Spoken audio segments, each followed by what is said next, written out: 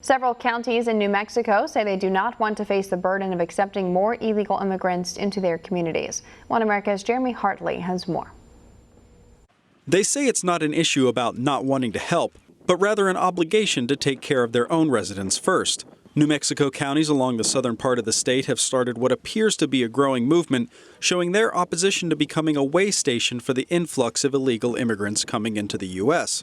Earlier this week, the county of Lincoln said it's not willing to spend taxpayer money to house illegal immigrants, as one commissioner pointed out the move was not against the immigrants, but rather the federal government, calling on lawmakers to get the border under control.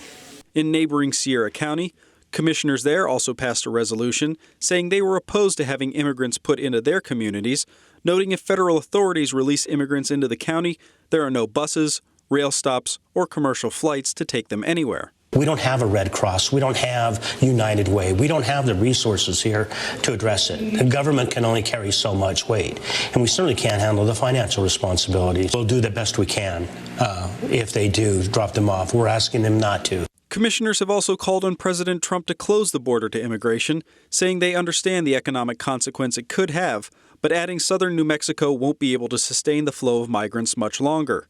Both of these moves come after nearby Otero County earlier this month made a similar decision, passing a resolution not to use county resources, facilities, or funding to house illegal immigrants. To the south of Sierra County, the city of Deming declared a state of emergency, as the city says it's getting 300 to 500 immigrants a day.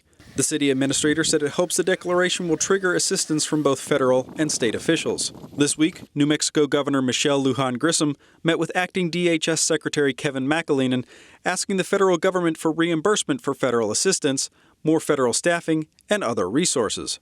This move has come under fire from state Republicans, who point out the governor refuses to declare a crisis at the border, yet heads to Washington, D.C. to ask for more money.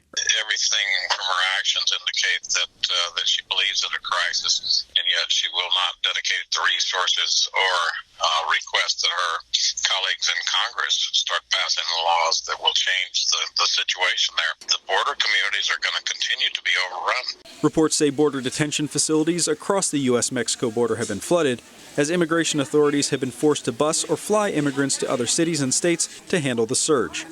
Jeremy Hartley, One America News. Want to see more videos like this? Click on the link below and subscribe to One America News on YouTube, and call your cable provider and kindly demand that One America News is added to your lineup. Call and subscribe today.